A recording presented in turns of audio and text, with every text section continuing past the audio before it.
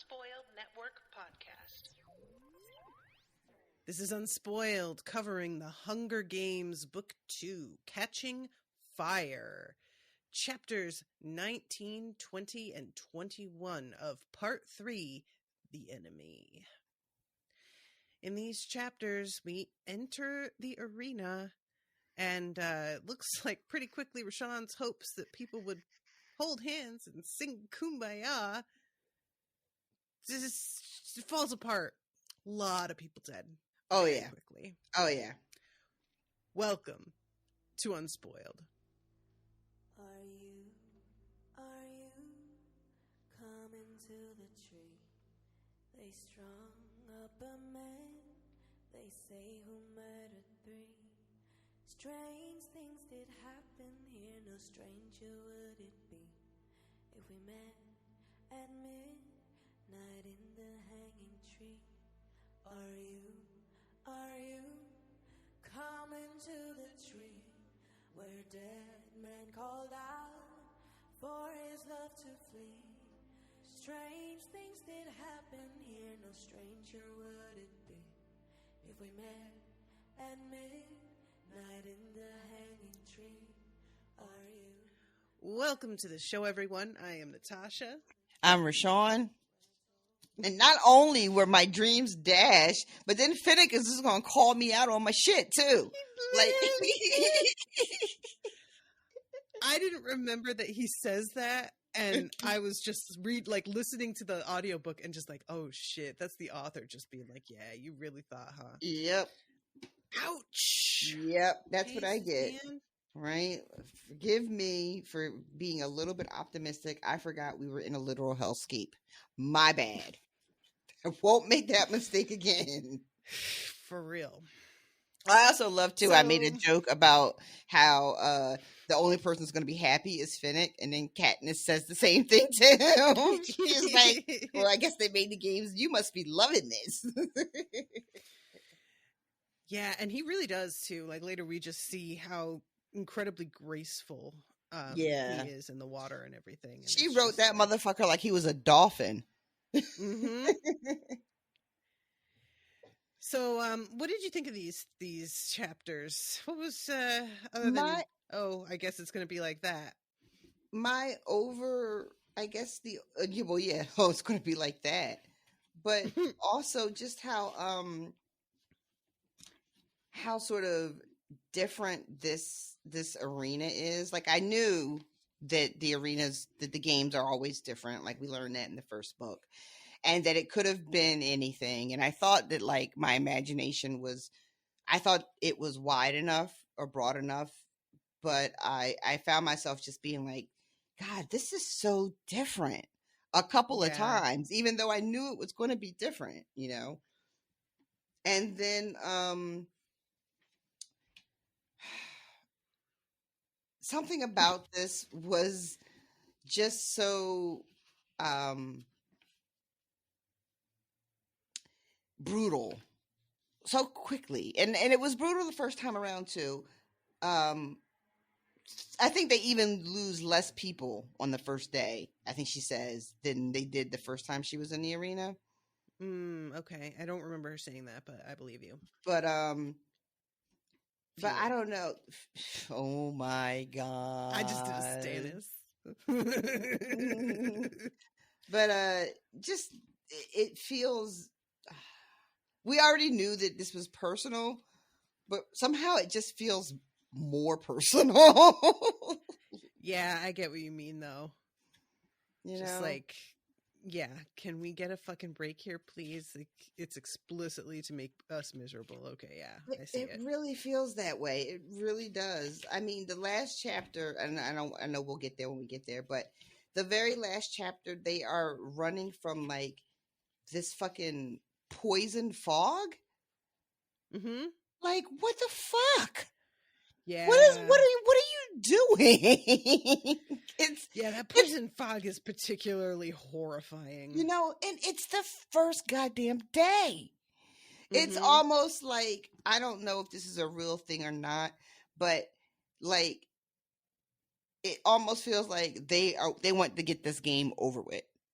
Like they don't want it drawn That's out. what Katniss says at one point. Remember that? She says, like, are they just trying to, like, get rid of us? Are they doing whatever's most expedient to, speed this up? That's what it fucking feels like. Like they want to be done by Wednesday. They want a long weekend. I have a cruise booked. I really got to make that. Yeah. And the fucking monkeys. Too, like, sorry. Oh, don't get me started. The monkeys. I hate monkeys anyway. I really hate them. Do you really? I find them so creepy. Oh, like people, but like wrong. Oh no! I hate them. I did not. And know they're that always like you. made to do like quasi-human stuff, which just makes them more creepy to me. Like, I don't know. I don't. No. I don't want to think too much about it. The way that chimps can go bad and just rip your whole face off and eat it. Mm-hmm. You know how that happened? Oh yeah. Oh yeah. Did you watch Nope? I still haven't seen it.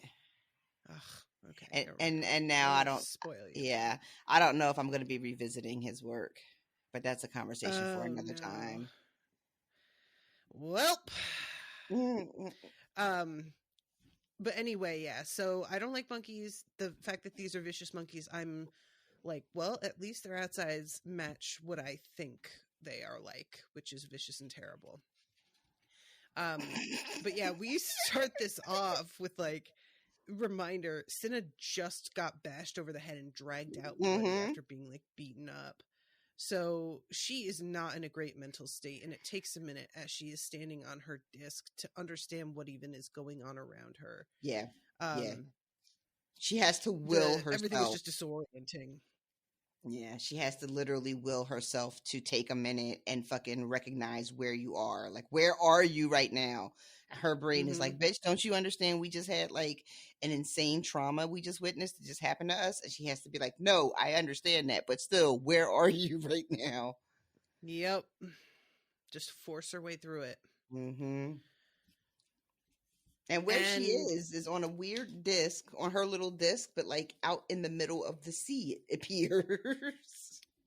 Yeah, and it's such a strange, like, this setup here. Eventually, she climbs a tree and she's able to see that the whole thing is really circular. Mm-hmm. Like, perfect circle, and that the water and the sort of, like, I don't remember what she calls it, like a electrical pole or something in the middle. There's the cornucopia.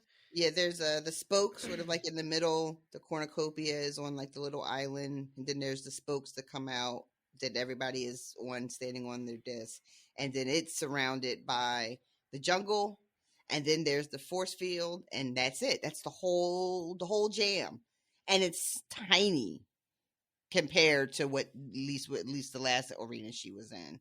I don't know if tiny would be like how you would describe it objectively, but much smaller. But yeah, just definitely more contained. Mm-hmm. And this year, she also mentions how like the cornucopia had last year things like spread out around it so that you could grab something without getting all that close. But everything this year is like right almost inside it. Yeah. And it says, let's see. But she is able, because like there's also a mention, and we find out later that this isn't entirely true. But at first, she's sort of like, what is anybody who doesn't know how to swim going to do? You're just going to drown right out of the gate? Like you aren't even going to be able to play the game at all because you can't get off your disc and to land? Yeah. But we find out later that part of her weird, get up that she was given, the belt is a flotation device to ensure that you don't drown, at least. Right. Yeah. So they took some mercy. Yeah. When I read that, I was just like, okay, so they're not fucking around. Like, and then when she's talking about how, like, if you can't swim, you're fucked, she mentions that, there was no fucking swimming training happening. Yeah, there's no pool there. Yep. So they really were like, if that had been the case, if it hadn't turned out that there was a flotation device, that would have been so incredibly fucked up to be almost beyond belief. Like, what is the point of having a game if you're going to just let like a third of the people drown on day one? That's not even like good TV to watch. I don't imagine just watching people drown. That's not entertaining. People want to see combat. They want to see strategy, not just people fucking tip it over into the water and sink into a watery grave. I don't know why, but just tipping over, like the way you made that sound. That's the way I just went right over the tide. I just would have nope, whoop, like you deactivate like a robot, like the toys in Toy Story when the kid is coming back to the room. Oh my god. So she knows how to swim from her time at the lake with her dad. And she jumps in and is able to swim quite easily. Combination of the floating device and that this is salt water, which I don't think she's familiar with. No, yeah. I love that. She's just like, my body seems weirdly light. Must be the salt. And I'm like, yeah, salt can do, because, at this point we don't know about the flotation device. So I was like, yeah, salt can do that. And then in my brain, I had a Simpsons joke. And then I went back to reading, and it still didn't occur to me that, like, there's not enough salt, though, to explain the buoyancy here. What was the Simpsons joke? There's a throwaway joke. Selma and Patty are over at the house, and they're showing slides from their vacation, which is a kind of recurring joke in the early seasons. And they go, and there's a slide, and it's like, and there's Patty in the Dead Sea. They say everything floats there because of the salt content, but Patty sunk right to the bottom like a rock.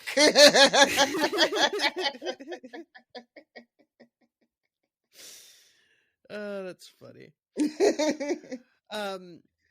So yeah, she goes right for a bow and arrow, and she is able to snag it, but there's somebody behind her, and she winds up having a bit of a moment here with Finnick, because of course he is also here and is looking at her like, well, damn.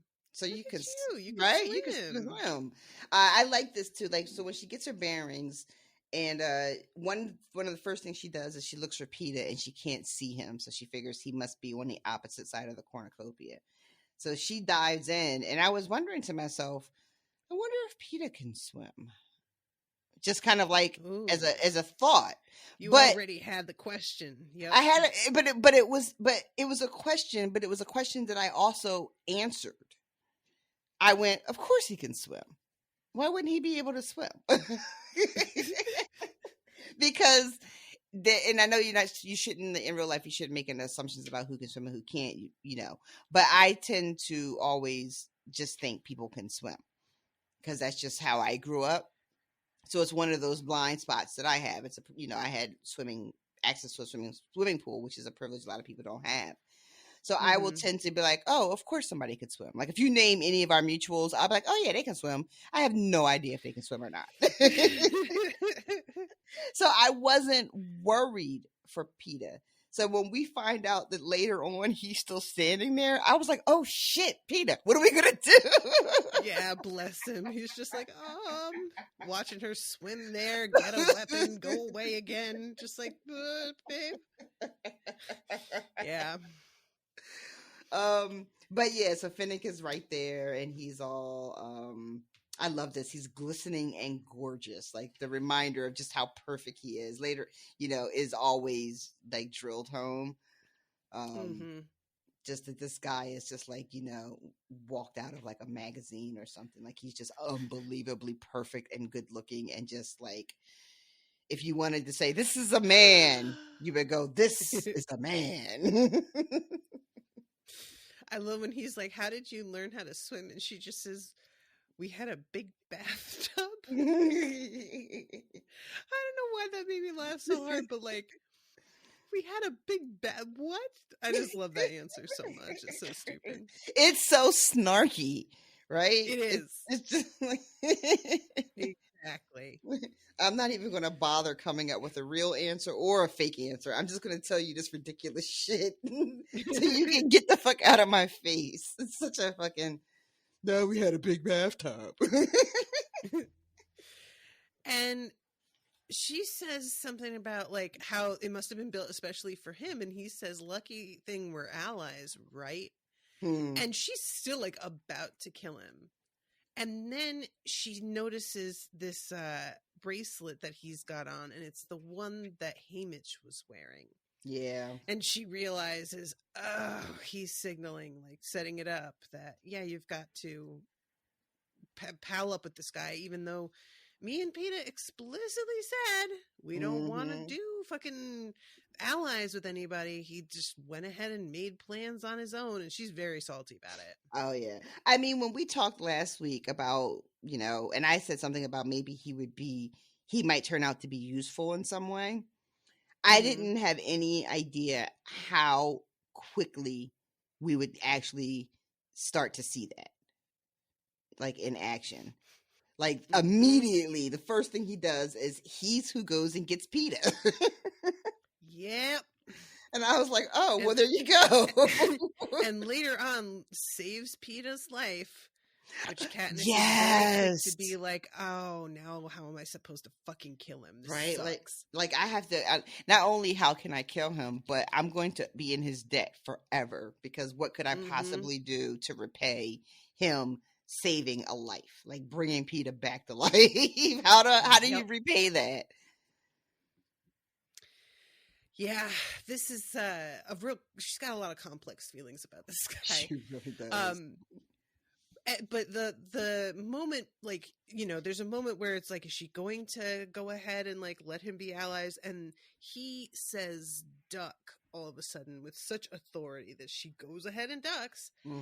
And it's his trident goes whizzing over my head, and there's a sickening sound of impact as it finds its target. The man from District 5, the drunk who threw up on the sword fighting floor, sinks to his knees as Finnick frees the trident from his chest. Yeah. Don't trust 1 and 2, Finnick says. He goes right for that guy. Like, it's not like a shot at the leg or a disabling shot. It is a kill shot. Immediately, without a second thought. And you're just like, oh, I guess the games have started. That's it. That's it. That's the sign. So they go through all of the stuff. And it's really remarkable her being in this position. You know, she's like basically got her pick of everything because she got here so quickly. It's And all they're weapons. defending things. Yes, there's not really any food or all the like the sort of there's a bunch of shit she doesn't recognize, which I'm super curious about. She just says metallic objects I have no name for and nothing else. So I don't know what all that will turn out to be, or if it's something that the others get and then we find out later when they get used against them and they're like, what the fuck weapon was that? And we'll find out it was one of those things that she didn't recognize. But yeah, no like backpacks and food and shit like that was at the other games. No like blankets or like things to keep you warm or cool or whatever you might need. Just a bunch of fucking weapons. Yeah, they're very it seems like by doing this, it's very much implying like you'll find what you need in that department out there. Either you'll find what you need, or you need to kill everybody before you fucking starve to death. Like, make this shit snappy, because you're not going to have, you know, a bunch of resources available to you. Make that shit snappy. So the fight here, like this I found kind of funny. They are picking things over. People are coming at them trying to get stuff, and there is a point at which Gloss is coming in, and he says, "Do something about that, would you?" Oh, Brutus. And it's Brutus at that point, because she's already like taking Gloss down just with an arrow. I don't think she kills him. I think she just gets his leg. Yeah. Yeah, the his belt barrier is undone, and he has it stretched between his hands as a kind of shield. And I was like, really? I mean, I guess do what you can with what you got. Mm-hmm. I shoot at him and he manages to block the arrow with his belt before it can skewer his liver. Where it punctures the belt, a purple liquid spews forth, coating his face. Sucks to suck, buddy. Yeah, whatever this is takes him to the ground and he ends up rolling into the water. I guess to like hopefully wash everything off his face. I mean, I don't know if that was I can't remember if he's one of the people that don't make it or not. So I don't know if he recovers from this, if it like sticks on his face. In my imagination, this shit is on his face and he can't get it off, and he goes into the water and drowns. That's what I think happened. But, I like that version. But I have no idea if that's actually right. I like it's just like I'm picturing. Well, you don't have any context for this. There's a part in Home Alone where Harry walks through a doorway and he has put plastic wrap across the doorway and loaded it up with caulking glue that's clear. So he gets glue all over his face, and as he's like tearing it off of his face disgustedly, he trips a fan that is behind a bunch of feathers that he got out of the pillow. And then he is just completely coated in feathers, and it's just one of those goofy little things that it's like, why feathers? That's not doing anything. Why not? Just for the pizzazz. Just a little flavor. Just sprinkle a little on top. Yeah. So this is when Finnick offers to go get Peeta, and when he does this again, she's just like, could this be a ruse? And I'm just like, girl, he's got the bracelet. Can you calm down? I understand she's right to be suspicious, but I just so immediately was like, that's the message. I don't know how much clearer it can be, Katniss. Right. You're supposed to do this, you know? When she first sees the bracelet, she's like, when you're saying she's like not sure whether she should trust him, maybe he stole it. Right. Why? Like, why would he? Why? Like, say he did, right? Say he did. To what end? Just so that he can pretend to be an ally and backstab her eventually. Right? Like just go into the arena with the intention of murdering her and do it first chance you get. You don't need all of this all this extra on top. Like, you're just making it harder for yourself if his plan really is to take her out. But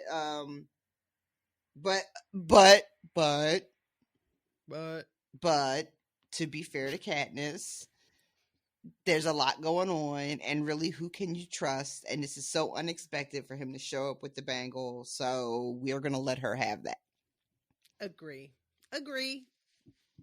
Comment withdrawn, Your Honor. So this is when Peeta says, remind me, did we make deals with anybody else? Only Mags, I think. Well, I can't leave Mags behind, says Finnick. She's one of the few people who actually likes me. I've got no problem with Mags, I say, especially now that I see the arena. Her fish hooks are probably our best chance of getting a meal. Katniss wanted her on the first day, says Peeta.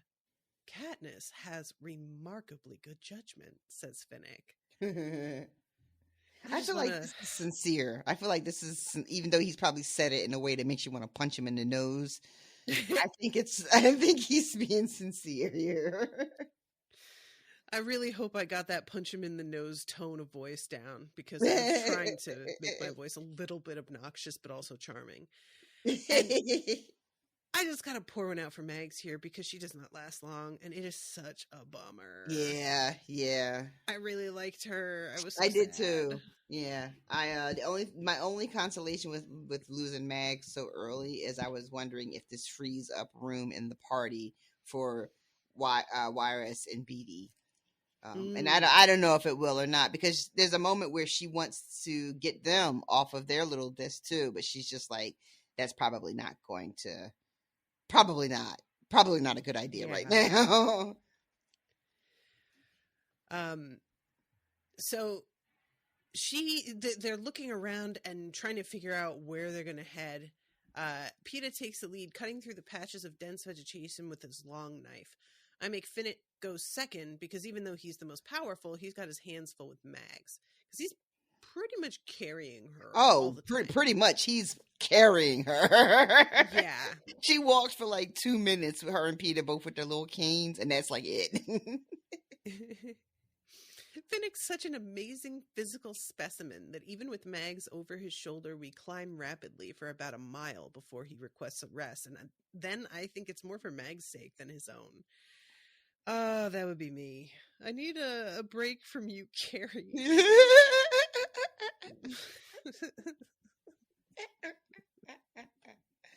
Oh, it's funny because I don't even have age as an excuse. Just, it's not comfy. And this is when she gets a look down at the cornucopia and how bad it looks because there is blood everywhere, bodies. Yeah. And she has a moment of really thinking, maybe it would be better if I just got it over with and killed Finnick now. Because what is the point? I know I'll have to eventually. And I'm coming into this thinking, oh, people are going to take it easy on each other. And they clearly fucking do not feel that way. And I'm just setting myself up, and I may as well, cut to the chase. Mm-hmm. And apparently he can sense that she is thinking this way. Yeah. He is waiting right down at the bottom of the tree when she slides down. And he's just like, So what's it look like over there? Are they all joined together, taking a vow of nonviolence, toss the weapons into the sea? And she's just like, no. And he's like, yeah, no. No one in this arena was a victor by chance. He eyes Peeta for a moment. Except maybe Peeta. Finnick knows then what Hamish and I know about Peeta, being truly, deep down, better than the rest of us. Finnick took out that tribute from 5 without blinking an eye, and how long did I take to turn deadly? I shot to kill when I targeted Enobari and Gloss and Brutus. Peeta would at least have attempted negotiations first, seen if some wider alliance was possible, but to what end? Finnick's right. I'm right. The people in this arena weren't crowned for their compassion. And this is when they are looking at each other, just kind of like, moment. All right, who's going to go? Are you going to go? Mm-hmm. And she can tell by the way his body is sort of tense that he's ready in any second. And it's a real tense moment between the two of them, just sort of like, are we doing this? Are we doing this? Mm-hmm. And then Peeta is in the middle walks right into the middle of the two of them because apparently it's very clear what's happening. Yeah. And Peeta just walks in and is like, so how many people are dead? This is just so I appreciate Peeta, but also I do kind of want to know who would have won that fight. I feel like probably Finnick. He's got a fucking trident. Yeah. I think he's probably going to win, but this close together like this. Curiosity. I think he would. If they were further apart, I think she might have a better chance, but this standing this close together, I think he's got the advantage. Because her weapon of choice is a distance weapon, Not that you can't shoot somebody that's right in front of you. You absolutely can. But you get what I'm saying. Yeah. Like, he's got a trident, so he can just throw it at her, spear with it, lunge into her. She's got to pull, load the arrow. We know she's fast, but I don't know, y'all. I don't know if she's fast enough. Yeah, this, it's all a moot point because they wind up going on, and this is so... They go on, and she sees one of those, weird little squares. That is the tell there is a force field. And it is just a fraction of a second before Peeta, because he's basically using his knife as a machete and just cutting a path for them. So he just wings the fucking blade right into it. Yeah. And electrocutes himself and goes flying. Yeah. And she goes running up to him, and he has no heartbeat, and she is freaking out. Yeah. So we're to a point now in the book where I don't necessarily feel like, oh, Peeta's definitely going to be fine every time. You know, we're far enough into this second book where I'm starting to wonder who makes it home. Does he make it home? You know, so I was like, oh shit, is it happening? Is it happening already? Like, but it turns out that in District 4, they know a little something about CPR, which I guess they would know as swimmers, right? This would be something everybody would have learned because it's just a normal course of business. And it turns out that it's something. Katniss does not know what the fuck is happening at first, and she freaks out. So funny. He tries to close off his nostrils, and she thinks he's trying to kill Peeta, and begins to like take aim to shoot at him. And it's not even that she understands what's happening. It's just that when she looks over and sees that he's like kissing Peeta, that she's like, she's wait, just stunned. What the fucking is just the weirdness of it just stops her. She like hurdles her body to Finnick when she sees him holding the nose. And this is also really like, okay, we're going to have to really keep our eye on him because he fucking stops her with one hit so hard in her chest that she goes flying and it gets the wind knocked out of her. Yep. So he's for real. Yeah. Which I think, I don't know if I may have not just decorative. Right. Yeah. So, I was like, oh shit. She went flying back into a tree trunk. God damn, how hard did you fucking hit her? And from what I have heard, and I didn't look into this, I meant to, like, CPR doesn't actually work as well or as simply as we tend to think it does. Have you ever taken a CPR class? I never have. No, I haven't. I had like a class with a dummy in it, but like I never got a turn. I can't remember the details, but I know I never actually participated in like the sort of mock, like, you know, where you practice on the dummy. I never made it to the front of the class. I think it might have just been like a one-day health class, and there was like 35 of us in the class, so there was no way for everybody to get a turn. So I never really learned how to do it. Yeah, I'm looking now at this like nurses, like there's a less of a success rate with CPR than people think. And I wonder if it's because people who do it wrong. Well, that's what it's like. The question here was from Harvard Health: are we doing it wrong? Studies have shown that when it's done right away and correctly, CPR does save lives. Some research suggests that it more than doubles your chance of surviving a cardiac arrest outside the hospital. The gloomy, on the other hand, is that those chances aren't very good. The statistics vary tremendously, partly because emergency response times vary, but studies in large cities have found that only about 1 in 20 people who have a cardiac arrest outside of the hospital survive, even if they receive CPR. Jesus Christ. So, yeah. Well, that's going to keep me up tonight. Thanks for that. Sorry. Just buy some of those shock paddles. Boom. Done. I'll get right on that. You could probably buy them on Amazon. Probably. I saw somebody bought a house on Amazon. Yeah, it's the advent of the automated external defibrillator has added another wrinkle. AEDs analyze the activity of the heart, and if it has developed a lethal rhythm or not beating at all, the machine delivers an electric shock to jolt it back into a normal beat. In 2005, the FDA started allowing the sale of AEDs without a prescription. The price is $1,500. So, even the experts do it wrong. Like, there's a whole article here about how tricky it is and how often they're too shallow or they break ribs because they go too hard. So yeah, very tricky procedure. And I bet it's one of those things that because we've seen it on TV so often, we all think we can do it and we have no idea what we're doing.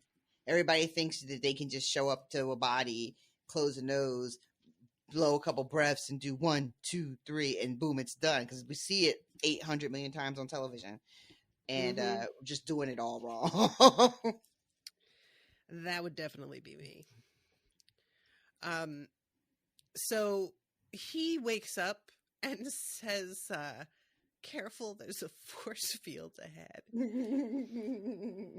But he tries to be like, I'm all right, I'm just a little shaken up. And she's like, you were fucking dead. Your heart stopped. And he's like, no, it's fine, it's fine.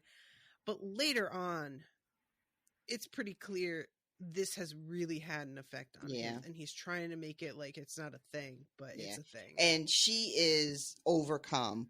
And this is, of course, obviously like so upsetting to like watch him die and then be saved, but also coming on the heels of what she saw with Senna. Like she has just reached her breaking point, and she is sobbing, and he's doing his best to calm her down, and she is not being calmed.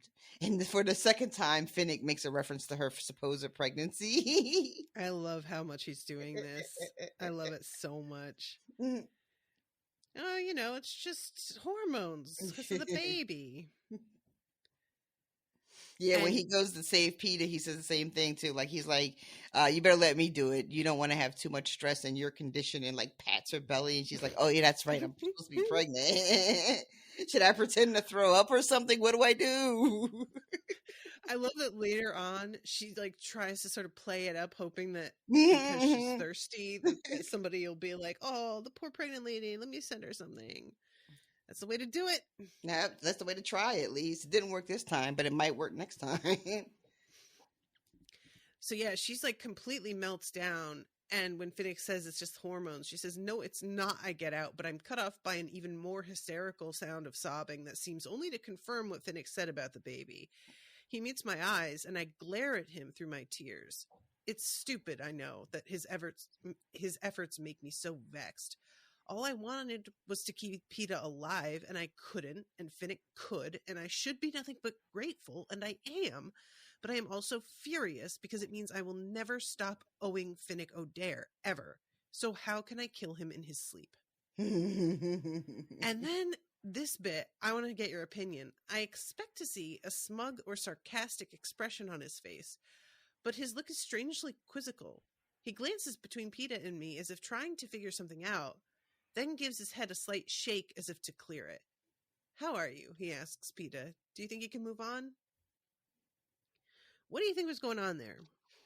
Well, so Finnick has had some type of conversation with Haymitch. We don't know what Haymitch said to get Finnick to even agree to ally with them, right? True. Because I have a tendency to look at everything through her lens because, that's who's telling me the story. So I'm thinking all about like whether or not she should trust him and whether Haymitch really gave him the bangle and, what can she get out of it? But what does Finnick get out of it? And so then I started thinking, well, what does Haymitch have to say to someone like Finnick to get him to agree to team up with them, And I don't know exactly what Haymitch, because Finnick could have teamed up with the other careers, the one District 1 and 2 people. I'm sure anybody would be glad to have him on their side. So I'm wondering if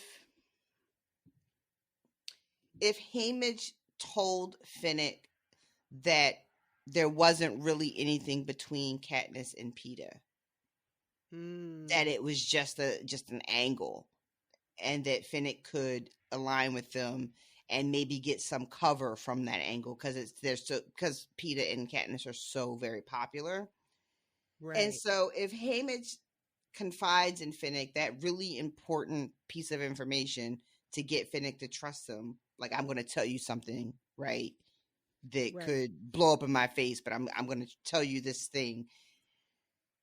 Then Katniss's reaction to Peeta would be like, I thought this was all a fake, but this moment seems really real. What is going on here? But then I think that theory has a lot of holes because the risk of telling Finnick the truth. I guess what's the worst that Finnick could have done with that information? He could tell other people in the games, you know, and that would be televised, right? People at home would hear Finnick accusing, Katniss and Peeta of making the whole thing up. But he couldn't prove anything beyond a shadow of a doubt. But he could sow some seeds of doubt. Mm-hmm, mm-hmm. So I don't know if that's a risk Haymitch would take. I don't know. But that's what my thought was. Like him being like, "Huh, I thought you guys are pretending, and this shit looks real as fuck right now in this moment." Yeah, that was sort of how I took it too. Just, a feeling of, at the very least, because like, I feel like I remember Finnick saying something to her when they first met about like sort of derisive about Peeta, like, I know you can't wait for your wedding, or I'm sure you're so sad that it's been canceled, something like that. Mm-hmm. So at the very least, it felt like he didn't believe that Katniss was in love with Peeta. And now it's like he's seeing her reaction to Peeta having gotten hurt, and it's just sort of like, hold on a second. But I think, yeah. Okay. Yeah, you're right though. He definitely does make a comment to her about like being either relieved that the wedding is canceled, or like accusing her of something that suggested that he didn't believe she was excited about the wedding. However it is he phrased it. Yeah, you're right. So Max gives her a handful of moss to wipe her nose. I don't know why that was so funny to me, because it ended up working, so it was fine. But there's something about that really just made me laugh. Yeah, Mags keeps coming in with all her little helpful, I don't know what the word is that I want. She's got trinkets. Yeah. She also uses her flotation device. Like, she realized that she could I don't know if she needed it because she's done this before, but when she's coming over and she's paddling over, and Katniss is like, I guess she can still, she was a good enough swimmer that she can still manage to do it at this age, because Katniss doesn't realize about the flotation device yet. So they all like have to take stock for a minute because of Peeta, being so hurt, and decide whether or not they're going to just try and stop and set up camp here, or they're going to keep going. And Peeta is pretty much like, come on, we are not staying here. He's got a Mockingjay token now too, that she didn't know about, that she sees now that he's been like sliced out of his clothes to get the chest compressions or whatever. And she sees that, and she's just like, oh, this is not going to make President Snow happy to see you wearing that, but she can't really say anything about it. So she's just like, no, I don't mind. It's cute. I'm glad that we match. At this point, you're in the games. What difference does it make what President Snow thinks? Like, I think that ship has sailed, girl. I don't know, girl. After that dog situation, I feel like that motherfucker might be sitting right next to the game makers. He's in the booth. He's in the booth. He's in the booth. He's about to drop a hot 16. I barely heard you. What'd you say? He's about to drop a hot 16. Oh my god. Oh my god. Everybody else is rapping. Shapiro right?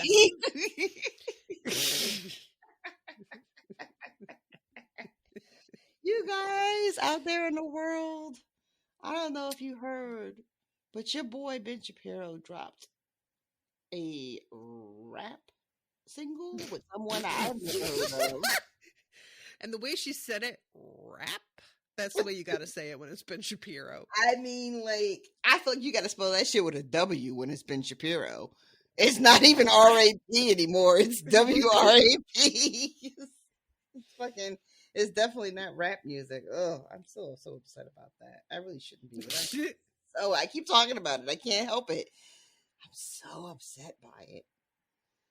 The dude that he did it with was just wearing a shirt that said, I don't care if I offend you. And I was just like, Really? Children. Yeah, Like, it's I he's 12 don't. years old. I saw the guy's name that he's rapping with, and I've never. I mean, I'm not anybody that's up to date with what's going on in the world, but I have no idea. First of all, his name is Tom McDonald. You can't be a rapper and your name is Tom McDonald. Like, Tom McDonald had a rap. Yeah. Oh, motherfucker. I just don't know what's going on in the world anymore. I don't know. I don't know. I'm so befuddled by the whole thing. I really am. I really, really am. What a weird You gotta time stop to going be away from your alive. mic. You keep going so Oh, quiet. sorry. It's because I'm holding my head in my hands as we talk about this. That's how upsetting it is to me. That's why I keep moving from the mic, because I keep putting my head down in my hands. But all right. When Rashawn's sound is going out, that's when you know she's gesticulating wildly. I've been pushed over the edge. I'm so far away from the mic because I'm so far over the edge. That's what's happening. But so yes, they need to make camp, but they can't make it here. Peeta says, "All right, I can go. We just need to go slowly." And I think this is when Katniss is like, "Oh, by the way, I can hear the force fields with only the ear that the capital fixed." Right? She's so proud of herself. She's like really going for it. She really does. There is something about this lie that is so funny to me. I don't know what it is. If it's just the fact that she is so pleased with herself. If it's that she's like, oh, now the people from the Capitol are going to have to answer for the fact that, like, now I can hear like a bat. And so she's sort of setting some other people up in a way that, what is that even going to do? Or just the fact that now it's going to be like, well, we can rely on Katniss to hear them. Like, are they going to start expecting something of her that she can't deliver on? You know what I'm saying? They're going to be like, how come you didn't hear them sneaking up on us? Exactly. But yeah, this is so funny. I think it's just like how much further she goes with it than she needs to. Mm-hmm. I love the way she as a means of like explaining that why they can't hear it. I love it. I love that she's all like, shh, be quiet. Listen, can you hear it? There it goes. Don't you hear it? I love it.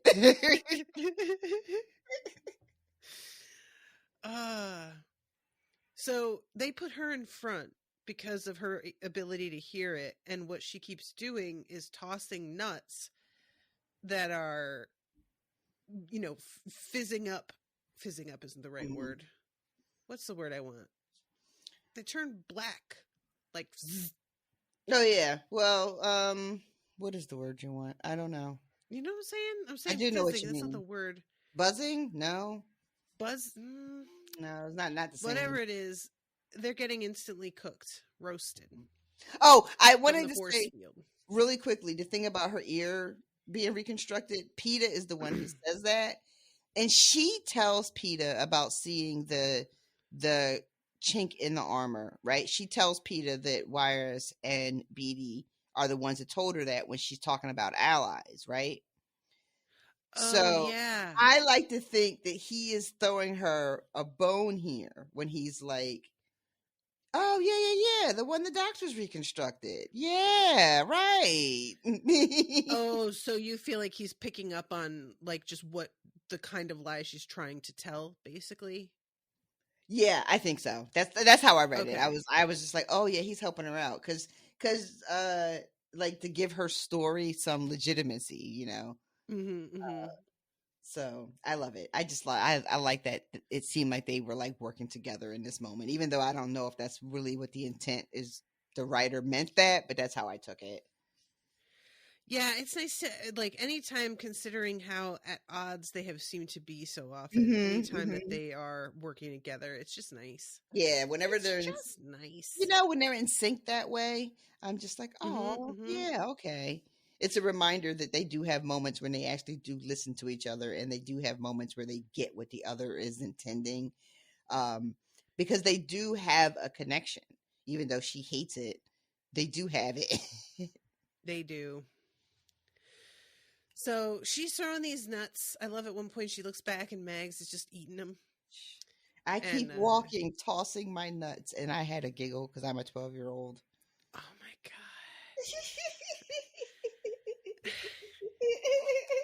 I can't believe that you said that and not me. I would like it put on the record, ladies and gentlemen, that I didn't make that joke. Thank you. I didn't make it either. Suzanne Collins made that joke. She knows what she's doing.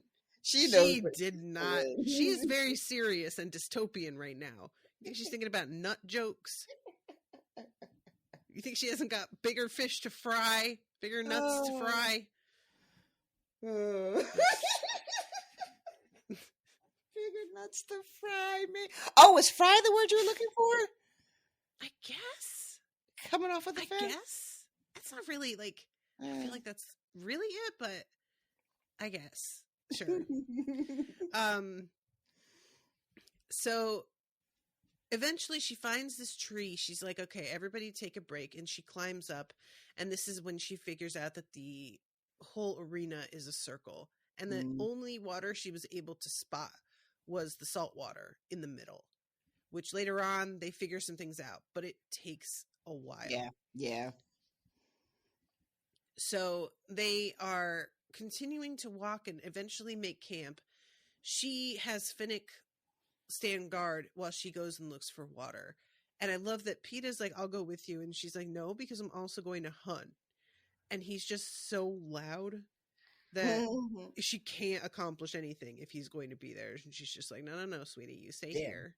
And she doesn't have to say anything else. Like, he gets it. Like, as soon as she says the thing about hunting, she's just like, and you understand the part that I'm not saying out loud, don't you? The part about how loud you are and I can't get anything accomplished when you're with me. You get that part, right? That I'm leaving unsaid, right? And so eventually she just sort of like pauses and she is listening to the animals and everything and trying to like, see a sign of where the fucking water could be. And there is a little creature that comes out from the undergrowth and has a wet muzzle. Yeah. And she catches it to eat, but then is looking around for a water source. How did its muzzle get wet? How did this happen? So excited when she realizes the muzzle is wet. She's like, oh, it's got to be near because this thing is not like, it's so wet. It had to have just been drinking. Where is it? And she goes around and around and can't find anything. And even I was like, getting what so irritated. The fuck? And she describes what this thing looks like. And I mean, for the record, I would not want to eat it. I mean, they said it was delicious. I take their word for it. But it's a big rodent with a fuzz of mottled gray fur and two wicked-looking gnawing teeth. And I'm just like, ew. Ugh. Look, no, thank you. I don't know what you think some of the other animals you eat. They are not any winners at beauty pageants. I choose not to consider it. I just think like, oof, there's no need. Have you seen a shrimp, Rashawn? I see, but I don't eat that. Jesus Christ! Oh, I know, but you want to. You I wish do. you could. You know they're delicious. Do. They are. Nothing but little sea roaches. That's all they are. Mm-hmm. Y'all know it's true. Don't be mad at me. They're with like that the mosquitoes line in of the poop ocean. that you got to pull out with your fingernail before you eat it. Mm-hmm. Now, when I talk about it now, I'm like, oh, I don't want to eat that shit. I would fuck up a plate of shrimp right now. Do you hear me? I would completely house that joint if I could. They are gross, though. All food is gross. Like, that's the thing. Yeah. You know? Like, cheese? What? Listen, let's not talk about cheese. It is insane. It is like, you start talking about, You eat what? That's the good part? Yes, bitch, it's the best part. What are you talking about? Unbelievable. But yeah, like, I mean, you think about fucking like beer. Oh yeah, we're just gonna mix water with a grain and then let it rot, basically. Yep. We're gonna make it. We're gonna and give when it a you fancy drink too much of it, name. you throw up and fall down. We love it. It's our favorite thing. Multi-billion-dollar business making this rotten grain water. Oh, it is so fucking refreshing, though. They knew what they were doing when they put that grain in that water. They knew. Came up with a whole new word for the process, too. Let's call it fermentation. Rotting sounds a bit too. Some hipster came up with that. Fermentation is what we like to call controlled rotting. Anyway. Somewhere somebody that brews their own beer at home is going crazy because I don't think we've got any of that correct. But listen, I was married to a guy who sold beer for a living. Oh I don't want to my hear it. God, that's right. You were. That's right. Mm-hmm. So you know what you're talking about. I remember one time when we were watching The Daily Show, and there was an episode where beer was like a topic for some reason. And Jon Stewart said, like, "Ooh, you can really taste the fermented hops," which, like, that's not how you do hops in beer. They aren't fermented hops. And I remember just like Brennan had not tuned in for this episode at all. And from the other room, he just yelled, "He just said fermented hops. What an asshole." Oh my God.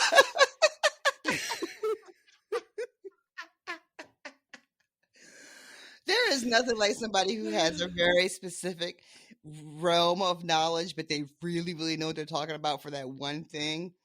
Mm-hmm. Those are always the best. Those are always the best because that is the energy that you give off when somebody has got your one little realm of expertise fucked up. You can't help yourself. Fucking asshole. Like, yeah, it's just like, come on, you know? I get like this sometimes with like TV shows where they're just trying to make it sound like somebody knows what they're doing with food. And it'll be like, no, he has to julienne the pineapple. You can't julienne pineapple. Get the fuck out of here. That's not going to work. Oh my God, the fibrous nature of pineapple. That's not going to have this. Don't serve it like that. Who wants that? Are you kidding me? Shit like that, where I just get very much. That's like, funny to me because I have no idea. To ask. I have no idea what julienne a thing means. So I'm just going to. It's cutting it into very small, like sticks, practically. Like I'm trying to think how to describe this. Like, you know, when you get carrots in a pre-made salad. That's so funny. I almost said like carrots, but I didn't want to sound ridiculous, so I didn't say it. No, you are not ridiculous. That is correct. That's julienne. Oh, okay. All right. And you see what I mean? Where like you're not going to do that with a pineapple. No, God, no. Work. Yeah, exactly. Ugh. So that's what I'm talking about. Anyway, okay. This is so interesting. I'm so excited that everybody got to hear my strong opinions about how to cut a pineapple. So at this point, they are like all beginning to thirst so badly, and they do not know what to do. And there is like this real sense of, but I just had it. I was almost there. That feels so frustrating. You know? She comes back from her little excursion with this, what they end up deciding to call it a tree rat, which y'all could have did better than that. But she comes back with a tree rat and everybody's just like, so, and she has to be like, nothing. I found this guy though. And while she was gone, Finnick and Mags, they are doing God's work with this grass. They are. They were making mats when she left, and she comes back to a hut. Mm-hmm. Like, that is impressive as fuck. I just don't know what else to say about it. That's super fucking impressive. It's things like this that really point out how pointless I am in the grand scheme. What do I have to offer? Nothing. Not a goddamn still thing. Be on that metal plate. Yeah, I can swim, but I'd still be on the metal plate. Because I'd take my little floaters off, jump, peace sign as I sink. You know what? I am curious, not to derail us. It's not a derailment. This is just going back a little bit. When she climbs into the tree and she sees the carnage at the cornucopia, she mentions that there's all this purple in the water, and we know the one guy Brutus, his thing exploded. But what was? Do you think that happened to more than one person? What was all the? Or was the purple? Is that just? What is that? I guess is my question. I think the purple was the effect of the blue water with the blood in it. Oh, ill. Wait. Yeah. Oh. Okay, that makes sense. You know what I'm saying? Oh, that's even worse. That's way worse than what I was thinking. All right, I had meant to ask that at the time, but so yeah, so they built a hut with the mat. She comes back with the tree rat. They have a nice They dinner. have the anthem and they watch all of the dead be paraded. That's not the right word, but you know what I'm saying. The montage. And she says all the tributes in 1 through 4 are alive. The 4 careers, Beatty and Wyrus, and of course Mags and Finnick. The man from District 5 is followed by the male morphling from 6, Cecilia and Wolf from 8, both from 9, the woman from 10, and Cedar from 11. I was bummed out. Cedar. Same. Yeah. I really was. I was hoping that she would last a little bit and we'd see her again. And maybe there'd be an opportunity, since they didn't, team up from training camp. I thought maybe they would run into her and she would team up with them for a little while, maybe. But maybe this is better, because the longer she lived, the more likely Katniss would have had to kill her. And so maybe it's better that she's just out of the story at this point, because I don't know if I really would have wanted to see that, especially because Katniss already lost Rue. I don't know if I wanted to see another person from 11. Is Brutus from 11? See, because Brutus isn't mentioned here as a survivor or one of the dead specifically, but we name people from districts, and I can't remember what district Brutus is. I feel like 11, it was Cedar and, was it Chaff? I think so. Is off. Those are the 2 from 11. Both of the people from 9 die, but she doesn't say the names. So I don't know. I wish there was like a handy dandy index that I could just go look at real quick to see where Brutus was from, but there is not. And we'd have to go all the way back. I'm sure it'll be mentioned at some point. Yeah. And if he's not dead, I guess I'll see him again, huh? True. Well, maybe. You don't always see everybody. Sometimes it's people die off screen. Yeah, that's true. And I might just get a number again, like whatever district he's from. The next time we get one of these roundups at the end of the night, she might just say his district number and not his name. My God, maybe I'll never know. Just sounded. Oh God, I may die without finding out. I don't know why that's so funny. Tragedy for me. All right, so I'm trying to get us a little back on track here. After the showing of everybody who doesn't make it, they're all just sort of sitting around, and then they get a gift. A little parachute comes down. And this is what it takes Katniss a while to remember is a spile.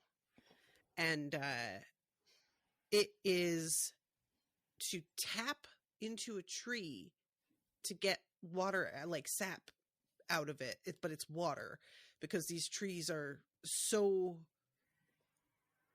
what's the word I want? So overhydrated. These are like, what I keep thinking about is that these trees remind me of something like a cactus, Okay. where there's you could pop open a cactus and there's liquid inside depending on the type. Like they're very leathery on the outside and difficult to cut through if you don't have like a tool.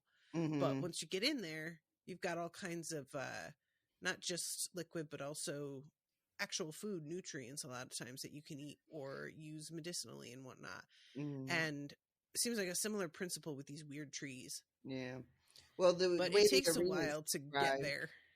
To be like she's in a jungle, much different than the way it was set up before. So she talks about how like green everything is. How I'm trying to desperately think of a word other than moist, but I really can't think of anything. But how much moisture is in the air, how Humid. lush, humid, how lush everything is, how humid it is.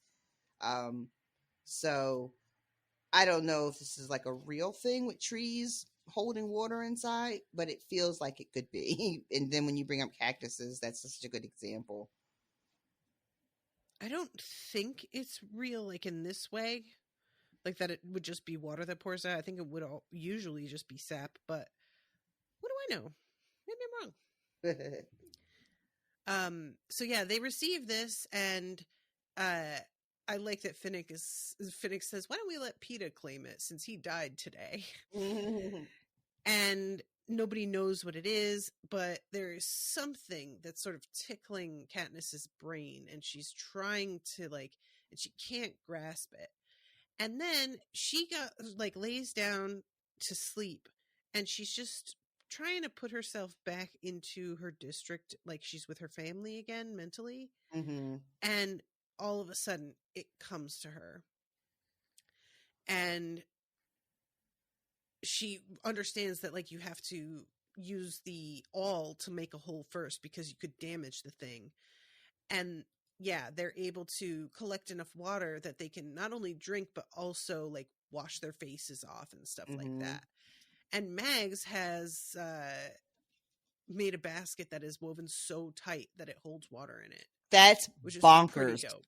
Mm-hmm. Yeah. Yep. She's going to be missed. And she's very, very handy, you know. She is. I love that she turns out to be so useful. She's out here eating all the chestnuts before anybody else even knows if they're good to eat. But she can't really communicate clearly. Mm-hmm, mm-hmm. Like when she shows up, she just says, talking about the flotation device, she's just like, Bob. I really like to think that when Katniss is like, those could be poisonous, and she says something that Katniss can't understand, that Mags just said, the fuck do I care? I'm gonna die anyway. You know what I mean? Right? Oh no, right. I might get hurt. Oh God, poison. Wow. How terrible would it be for me to die from poisoning instead of one of the other 100 ways they've devised for me to die here?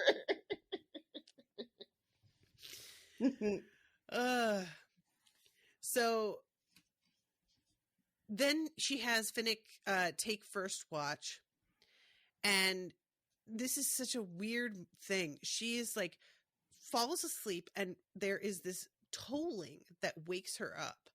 This bong, bong, and she gets 12 bongs, and she's trying to figure out, what does that mean?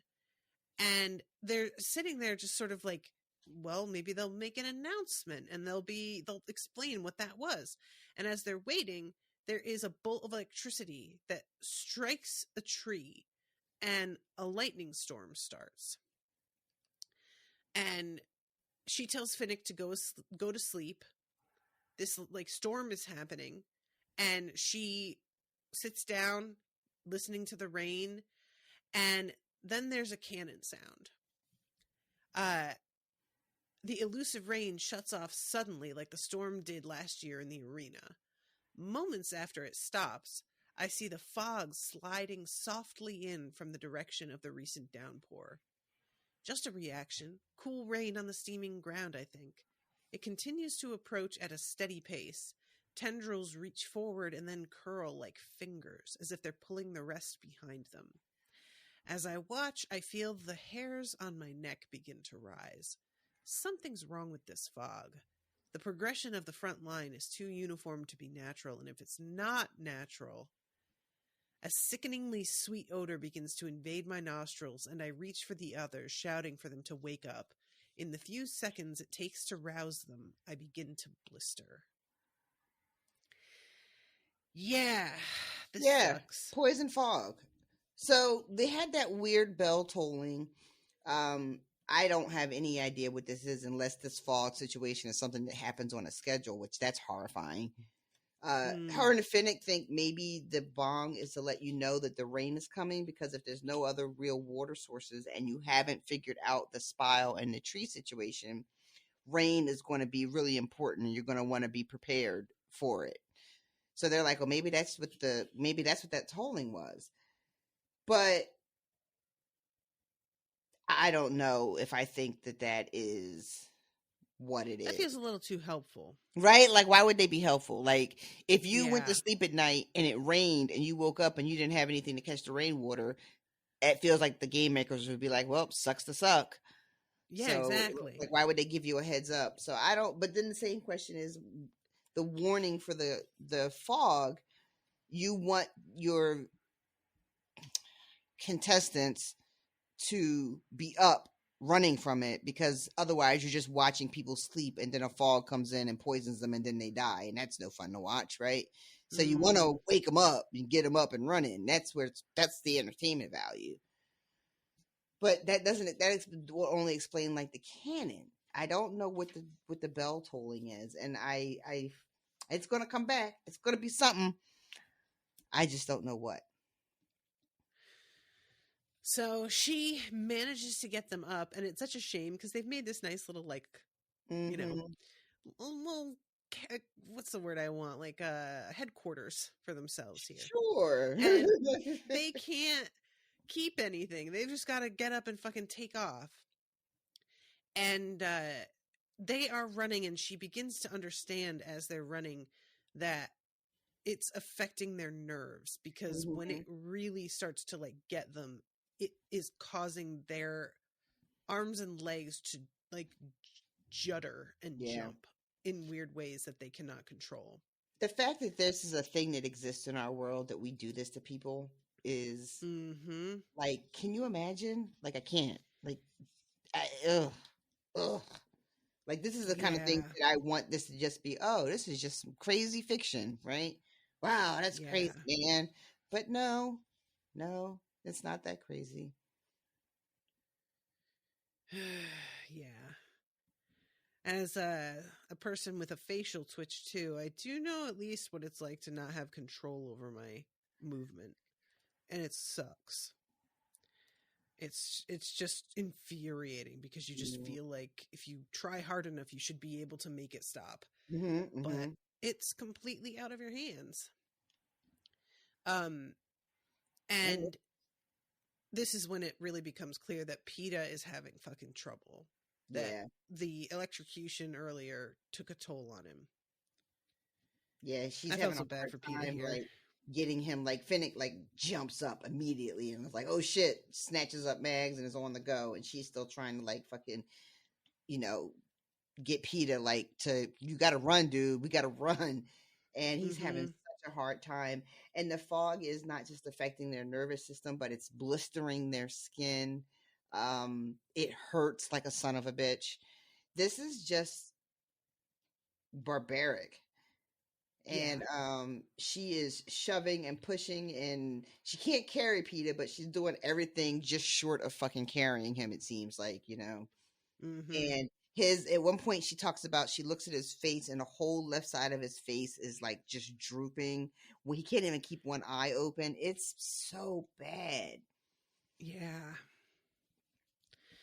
It sounds like, a stroke, kind of. That's exactly what it sounds like. I feel him lurch forward and realize Finnick has come back for us and is hauling Peeta along.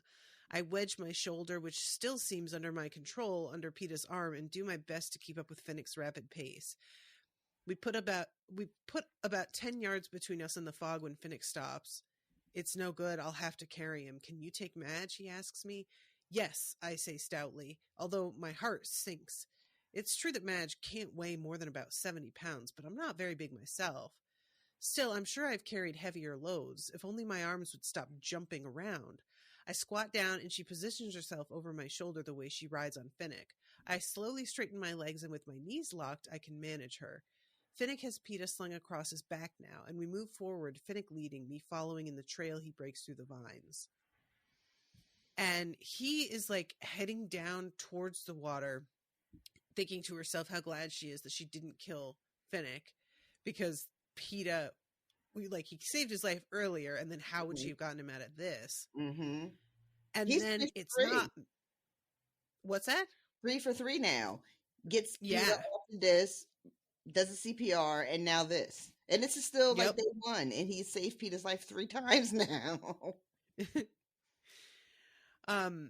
It's not Mag's fault when I begin falling. She's doing everything she can to be an easy passenger, but the fact is there's only so much weight I can handle, especially now that my right leg seems to be going stiff.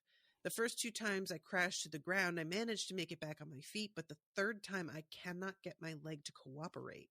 As I struggle to get up, it gives out and Mags rolls off onto the ground before me. I flail around trying to use vines and trunks to right myself. And Finnick comes back and she's like, can you take them both and go ahead and I'll catch up? And he gives her this look and he's like, I can't do them both. My arms aren't working. And she sees that they're like jangling around basically. Mm-hmm. And he looks at Mags and says, I'm sorry, I can't do it. What happens next is so fast, so senseless. I can't even move to stop it. Mags hauls herself up, plants a kiss on Finnick's lips, and then hobbles straight into the fog. Immediately, her body is seized by wild contortions and she falls to the ground in a horrible dance.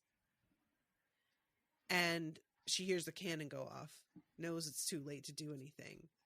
And they are just like barely able to get out of the fog. And she figures out going into the water helps to undo the effects of this, even though it hurts really fucking badly. Yeah.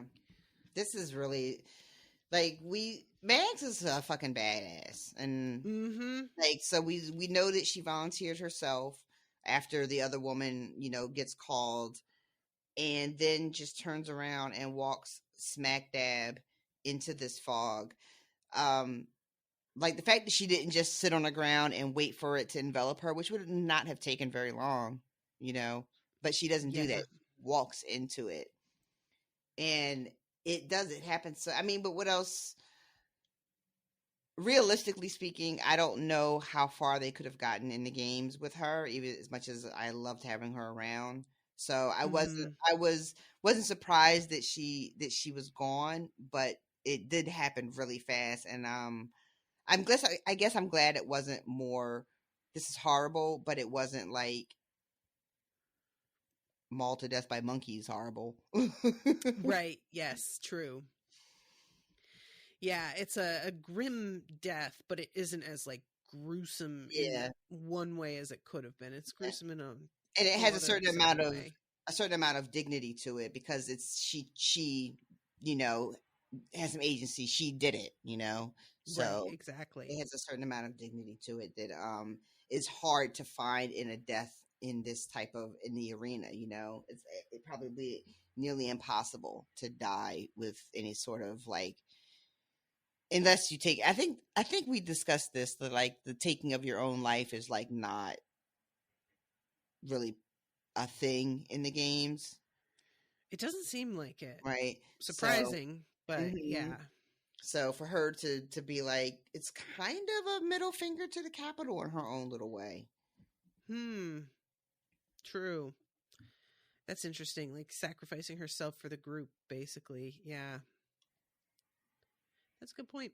I like it. Yeah. So, like I said, they managed to like figure out after a while about the water and the way that this helps, but it is really, really painful. Yeah. Poor Finnick is so spent that he can't even make it to the water. They have to like, first they're like bringing water to him in their hands, and then they're using seashells, and then finally they just have to drag him to the water. And it's like in the midst of this that Peeta points out, he points out the monkeys. Just as, casual mention of them here. Not a huge important deal, but they're, as we see later, amassing in the background while they're busy with other things. So eventually, I rescue my Mockingjay pin from my ruined jumpsuit and pin it to the strap of my undershirt. The flotation belt must be acid resistant since it looks as good as new. And Peeta has found a tree, and he has a knife out, and he's, doing whatever he's doing. And she's swimming. Fucking Finnick can't resist, like, popping up out of the water next to her and startling her a little bit. And all of a sudden, as they're getting out of the water, she's like, something's up. And it says, put it down to years of hunting. Or maybe my reconstructed ear does work a little better than anyone intended. But I sense the mass of warm bodies poised above us. They don't need to chatter or scream. The mere breathing of so many is enough. I touch Finnick's arm, and he follows my gaze upward. I don't know how they arrived so silently. Perhaps they didn't. We've all been absorbed in restoring our bodies. During that time, they've assembled not 5 or 10, but scores of monkeys way down the limbs of the jungle trees. The pair we spotted when we first escaped the fog felt like a welcoming committee. This crew feels ominous. Yeah. Peeta, I say as calmly as possible, I need your help with something. Okay, just a minute. I think I've about got it. Yeah, there. Have you got the spile? I do, but we found something you'd better take a look at, I continue in a measured voice. Only move toward us quietly so you don't startle it. And he comes out, and he can see that something is going on, and he looks up. Yeah. And that's the mistake. Yeah.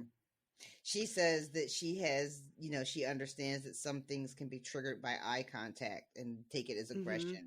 She gets that. And as somebody who hunts, she would be aware of that. But Peeta, he looks up and he has no idea what's going to be up there. Just sort of like, how when you just sort of get a feeling like sort of like she had. Yeah. And he senses them and he looks up and like a flash, they're fucking on him. They just come screeching at them like maniacs. And then she yells out mutts. And it turns out that they're not just regular old monkeys after all. They sure ain't. Mutations, these fucking things. I pretty much assume any animal that's in the arena is going to be a mutation, to be honest. So, not really news to me. But anything that's like aggressive that's going to go after them, though it was news to me. I was still thinking they were just regular ass monkeys. Because monkeys do be aggressive, right? It do be fast. Very true. So, yeah. Yeah, and this is just like, it's so many of them, and it's just the 3 of our people. And they've got like their back-to-back triangle situation, and they're just fucking fighting for their lives here. And very literally, this is like, I guess maybe technically day 2 now, or overnight of the first night. It's still early, is my point. It's quite early. Yes, it's very early in the game for all of this. all of it. It's very early. Poison fog was just like a couple minutes ago, not just literally minutes, but it was not that long ago that the air was poisoned. We could have taken a breather. That's all I'm saying. This is how I felt watching Fellowship of the Ring the first time. Just like they're just going through it, and everywhere they go, there's another fucking thing chasing them, and there's buildings falling down, and even when you think they're okay, they're not okay. And I was just like, can we get a minute, please? Oh my God, you're so right though. That shit was fucking nonstop, wasn't it?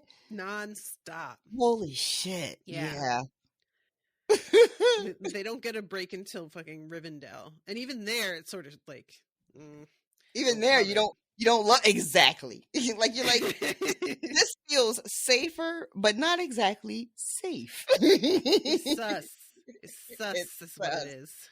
Too bad we didn't have that word back then. We just said suspicious. Like, fucking assholes. Chumps. Suspicious. Right? Loser. All of those extra syllables for what? For what reason? What are you accomplishing? You think you're better than me? Oh god. Anyway, so she goes forward to throw herself in front of Peeta and try and like save him, and she's doing it as she's thinking, I am not going to make it in time. And then This was out of crazy. nowhere, yeah, already bloody, mouth open in a high-pitched scream, pupils enlarged so her eyes seem like black holes, the insane morphling from District 6 throws up her skeletal arms as if to embrace the monkey, and it sinks its fangs into her chest. Wow. That is the end of the chapter. Wow. I was like, Right? what the fuck? And then I remembered that they spent all that time at the fucking painting camouflage station. And I was like, oh my God, that's right. Yeah. So was she just like following them low key this whole time, do you think? She just been tagging along? I don't know. I mean, who, like, I don't know. the arena is not that big. Maybe they So- stumbled onto where she was. Yeah, you know, it could just be like they overlapped somehow because, like, Yeah. if they're running into things every second that are trying to kill them, probably everybody else also is running into shit and just True. putting on the speed and sprinting True. out of wherever they had been. So, And if the fog was moving in one direction, it's going to be pushing everybody as they run from it in the same yeah, sort of direction. And you're only going to go round and round in circles. So eventually you're going to just fucking end up right where you were before, you know? So yeah. I think. But yeah, she appears to sacrifice herself for Peeta. This is not just, Yeah. you know, oh, I happen to be standing here. That was a bad luck for me. And all I can say about that is just like, wow. I know he spent some time with them, but wow. Yeah. It's a lot. Yeah. Yeah. There's if this is really what that is, if this is really her sacrificing herself, throwing herself, you know, to save Peeta, that's two. Even though the contestants, both this Morphling, who I guess doesn't have a name, and it's Foxface all over again, isn't it? And Mags, right? So granted, they probably didn't have a really good chance of making it through. But still, this is another example of someone saying, I give my life up for someone else. Yeah. In the Hunger Games, which are if I'm not mistaken, that's the exact opposite of the point of the game, right? Yes. So I'm not. They are very much flouting convention, you know, with this tactic. And you have to wonder what Katniss says it sort of, I think, at the very beginning when she's talking about at the very beginning after the thing with Senna, and she's talking about willing herself to like get her head in the game, and she's talking about how she has to be strong and do it for Senna, and she says something like, for all I know, the dress transformation, you know, people could be fighting right now. Like that could have inspired people to be taking action like right now. And I keep having to remind myself, just like I did in the first book, that people are watching these games. Yeah. You know, and people were watching the fucking interview thing and they saw her dress transform, and then they see Mags, and now they see this. Like, this cannot be good for Snow. He cannot be happy. Cannot be happy. Even if it doesn't change. I wouldn't think so. You know, like I'm not saying that I expect a lot of like everybody that's in the Hunger Games to start sacrificing themselves. Like, I don't think that's really what's going to happen. But just that we had these cases of it though. like, how is that playing to the people who are watching at home? I'm very curious. Like, are they watching it and being like, oh, that's someone else kind of giving a finger? Like, maybe they're not taking it as giving a finger. I hope they are. I hope that people are home watching it being like, oh, wow, did you see what she just did? That's like, you never see that. That's important, you know? I don't know. And I guess I won't know because of the way the book is written. I won't get to know what people think at home until maybe, if, depending on how this wraps up. Right. That's, yeah. I really wish there was a Peeta POV. I wish there was a at home watching the game POV. That's the one that I really want. I want to see how the show is edited together exactly, and just the like, I have to assume that when there's a moment in the last book where she's talking about how probably Haymitch is being interviewed right now. So they cut away from the actual game itself to gossip, basically. Oh yeah, talking heads, yeah. Yeah, exactly. And I want to see that kind of thing. There's a lot about this that I would want extra content for. I guess that brings me to a movie question that I think you can answer because it's not terribly spoilery.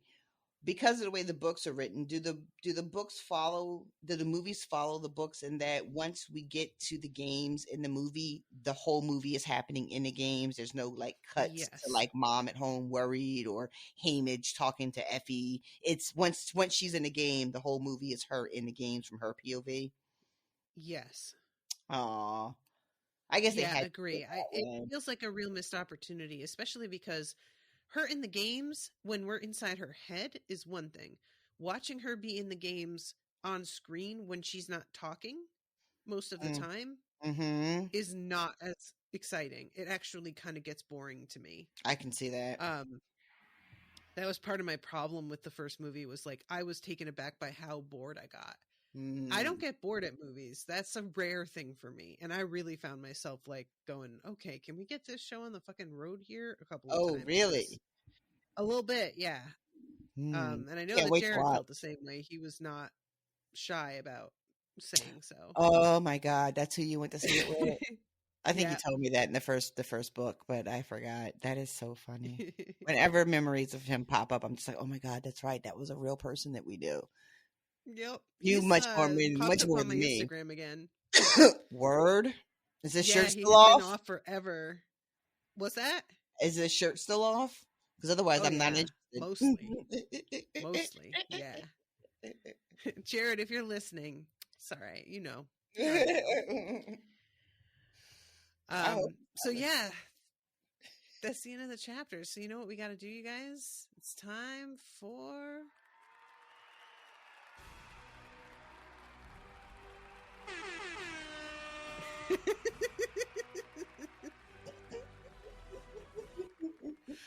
all right. New patrons this week. We have Random Tangent, Da, and Nerd Going Outside. Yay! Yay! Welcome, Random, Da, and Nerd. Thank you so much. Appreciate you guys a lot. It means a lot whenever anybody pledges, and it's really meaning a lot more these days. Pennies are tight, and I know it's hard for people, and I always appreciate when folks make Unspoiled, when they budget to include us. I know how that can be. So getting to make the list is important. I've cut fucking Disney Plus from my budget lately. You know, some of the big dogs got taken off. But my Patreon, I have not changed. I keep those. Some things are just non-negotiable. So don't forget, guys, to go to patreon.com/unspoiled if you would like to support the show monetarily, or if you just want to follow to get updates. You can probably hear in my voice that I am sick. I have been sick and also had a bunch of computer problems this week. So my schedule is all over the place, and I've been posting on the Patreon every time that I have to change my schedule. So those of you who come to the lives, or if you wonder why the spoil me's aren't going up, some of those computer errors have affected episodes I recorded already. and I have lost the last 15 minutes of one of them. So Oh, there have no. been some delays. Yeah, it's so weird. I was literally recording on GarageBand and on Crowdcast. GarageBand just stopped. So I'm like, oh, cool. I'll just download from Crowdcast. No problem. I download from Crowdcast, and for some reason, the whole video is on Crowdcast. Like, you can watch me, and the sound is good in the video. But when I download it to GarageBand, the video continues for the full hour, but my sound is only 45 minutes long. What? And we cannot figure out why. And the people from Crowdcast have never seen this before. Fucking bizarre. So I don't know what I'm going to do. I probably have to like play the video into my mic and record that way in like so janky a fashion. But yeah, so it's just a weird, this computer, you guys, it's been time. So anyway, if you want to keep on in touch with us for that, or if you are interested in helping out like on a one-time basis, I'm probably going to make a GoFundMe to buy a new computer. So yeah, the Patreon is really the best place. I've almost entirely stopped posting on Facebook except in like the patrons only group, because nobody sees those posts anymore. And it's a much more reliable thing on Patreon than to even do like email blasts, because people don't read their emails a lot either. If they get a pop-up notification on Patreon from the app, they're more likely to click that than an email. So that's the best way, I think, to stay in touch if you're interested. And yeah, just everybody, thank you so much for your support and everything. It means a lot. I really hope that y'all are enjoying this coverage. I'm already starting to think through what you and I are going to do after we're finished with these books, because they are fast reads, and we are coming up towards the end of this book and one more, and we're done with the trilogy. So I am like, where is Jim Butcher? Where is Jim Butcher? I have a lot to answer for, sir. You do. What is the holdup, sir? If I were allowed to, I would go to your website and ask you what the holdup is, but I'm not allowed to go there. Yeah, you sure aren't. Oh my God. Well, I don't know now if there's even any spoilers, because we've covered it all. Yeah. But anyway, for those who don't know what we're talking about, Jim I'm sorry. The Dresden Files, which Rashawn and I have also covered, and we have caught up at this point. So everything that we're covering right now is sort of like the hiatus until the next Dresden book comes out, at which point we'll double back and cover that. There was 20-something of those books. Who knew we were going to catch up? I know. Right? I never expected it to take that long. He had been so steady with like just pushing them out. And there's another series that I desperately want to cover with you, but it's not finished. So I can't, but oh my God, I want to so bad. You will love them. There's a bunch of things like that. It's fucking annoying. Anyway, so if y'all have something that you think would be interesting for us to cover, I am not going to say I'll take your advice, but I'm open to hearing, because who knows, you might say something that I'm be like, give me another idea. Let me use your suggestions to come up with a better idea than what you told me. How about that? All right, everybody. We love you very much. Until next time, toodaloo, motherfuckers. Bye, guys. Oh, boy. That's